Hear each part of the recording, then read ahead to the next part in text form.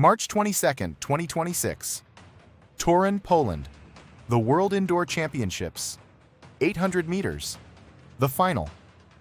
1 minute and 55 seconds later, Keely Hodgkinson crossed the line. Championship record. Gold medal. Best in the world again. But here is what the commentators did not say.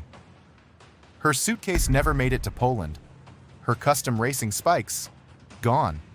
She ran the most important race of her indoor season in borrowed shoes. She had a blister, a real one, the kind that makes you wince just walking to the bathroom. And she still ran the second fastest indoor 800 meters in human history. If that was the whole story, it would still be a great story. But that is not why we are here.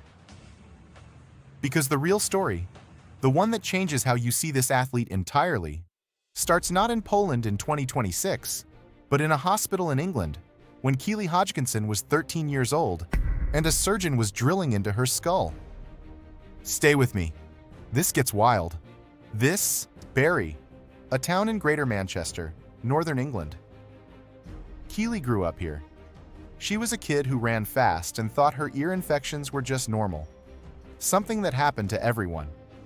They were not normal.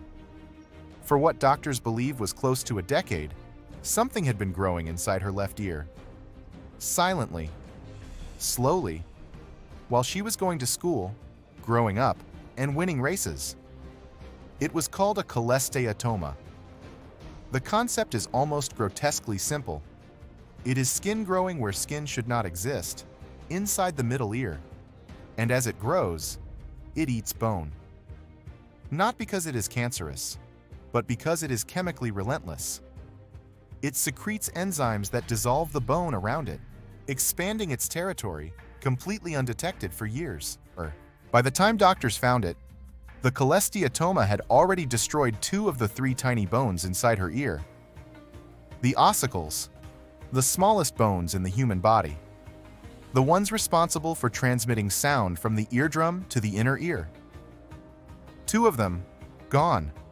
Dissolved. She was, in her own words, about 90% deaf in that ear. But the part that truly puts this in perspective is this. The growth had expanded to the point where it was millimeters from the base of her skull. From structures so sensitive that touching them wrong can mean facial paralysis. Or worse. The surgeons had no choice. They had to go in. The operation is called a mastoidectomy. They open the skull behind the ear, drill into the mastoid bone, and follow the cholesteatoma sac through the architecture of the inner ear, removing it piece by piece, working around the facial nerve, around the inner ear canals, around the skull base, with a margin for error measured in fractions of a millimeter. They got it all. She got her hearing back. The reconstruction worked, and then she could not walk properly. If you are finding this story as fascinating as I am, hit the like button right now. Because what comes next is the part that genuinely changes how you think about this athlete. Deep inside your inner ear, there are 3 tiny fluid-filled loops called the semicircular canals. Think of them as your body's internal gyroscope. They detect every rotation of your head, in every direction, in real time, and they feed that information directly to the brain. When they work, you never think about them. You run around a bend, your gaze stays locked, your trunk stays upright, your feet land exactly where you intend. When surgery disrupts one side, the brain receives conflicting signals from both ears simultaneously and does not know which one to trust. What follows is vertigo, nausea, and an inability to walk in a straight line. That is what happened to Keely. A 13-year-old competitive athlete, unable to walk down a hallway normally. She spent months in vestibular rehabilitation, systematically retraining her brain to compensate for the damaged side, teaching her visual system and the pressure sensors in her feet and joints to fill the gap left by the disrupted inner ear. And here is where the story takes a turn that I want to be transparent about this. Even the science cannot fully explain.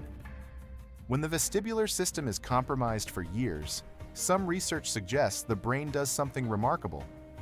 It reassigns the balance workload to whatever tools it has available. The pressure receptors in the soles of the feet become more active. The peripheral visual system takes on more responsibility for spatial orientation. Now, does that mean the surgery gave Keely Hodgkinson a superpower? No, that would be too convenient, and frankly not honest. But could 13 years of elite training with a partially rewired balance system have produced a nervous system unusually good at maintaining form under extreme fatigue? That is a genuine hypothesis worth considering, and we will come back to it. But first, we need to talk about the body that kept breaking. 2021, Olympic silver in Tokyo, British record. The athletics world asks, who is this kid? 2022, World Indoors Belgrade, quadriceps injury, she is out. 2024, European Indoors Glasgow, knee, she pulls out again. 2025, hamstring, over a year between her Olympic gold in Paris and her next major international race. 2026, first complete winter without a significant injury.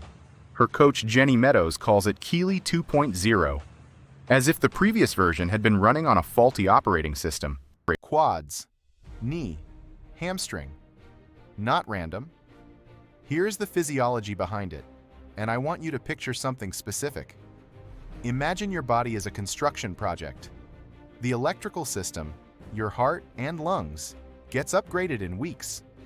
The structural work, the foundations, the load-bearing walls, your tendons, your muscle fibers, the tissue that absorbs the impact of near-sprint mechanics, that renovation takes months. So here is what happens every preseason. The fitness arrives first. The body feels ready. The times are dropping. The coach pushes harder. And the hamstring, which has not yet had time to reinforce itself for the new workload, gives out. It is not a Keely Hodgkinson problem.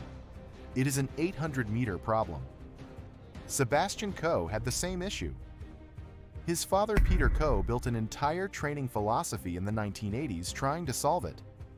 4 decades later, the best coaches in the world are still managing that same mismatch between how fast the engine improves and how slowly the structure catches up. In 2026, they finally cracked it. The result was a world indoor record, 1 minute, 54 seconds, and 87 hundredths. The fastest indoor 800-meter race any woman has ever run, by nearly a full second. Back to Turin. Back to the 600-meter mark of that final. Here is what is happening inside her body at that exact moment. Lactate is peaking. Muscle acidity is rising sharply. The fast-twitch fibers that powered the first lap are running critically low on energy. And the cerebellum, that ancient fist-sized structure at the back of the brain, is running a real-time autopilot. It is integrating balance signals, visual input, and data from every muscle and joint, firing coordination corrections to the trunk, the arms, and the legs, faster than conscious thought, keeping the stride together as the metabolic system begins to crack around the final bend. And this is where the theory comes in. Not a medical claim, not a proven fact, but a genuine sports science hypothesis worth sitting with. A brain that has spent 13 years compensating for a partial balance deficit learns, through necessity, to rely on other systems. The feet read the track differently. Peripheral vision anchors spatial position more aggressively. Movement patterns become so deeply embedded that they demand less real-time correction to execute under fatigue. Could that be happening in the final 100 meters of a world championship race? Nobody can say for certain. But the idea that a childhood surgery that nearly reached her skull base quietly shaped a nervous system better adapted for the most brutal moment of her sport is one of the most compelling stories in athletics right now. Not because it is proven, because it is possible. One last number. 1 minute, 53 seconds, and 28 hundredths. Jarmila Kratochvilova. Munich, 1983. The world outdoor record for the 800-meter race. Still standing after 43 years. The longest surviving record in modern track and field. Set in an era that sports scientists and historians view with considerable skepticism regarding what some Eastern Bloc athletes had access to at the time. Keely Hodgkinson ran 1:54 indoors this winter. She has said publicly that breaking that outdoor record is a window, a 10-day window, maybe once a year. The precise intersection of peak fitness, full recovery, and a body that decides, just for that one race, to hold together completely. So the next time you watch her race, here is what you are actually watching. A brain surgically rewired at 13. A body that broke 3 times and came back differently each time. A nervous system built on necessity, not design. And an athlete who ran the race of her life in borrowed spikes, with a blister on her foot, chasing a record from a different era of this sport entirely. The limit is not in her lungs. It is not in her legs. The question is simply this: how long before the window opens? I am Sebastian from the Injury Breakdown. If you want more analysis like this, subscribe and go watch our video on the real reason Kipchoge never gets injured.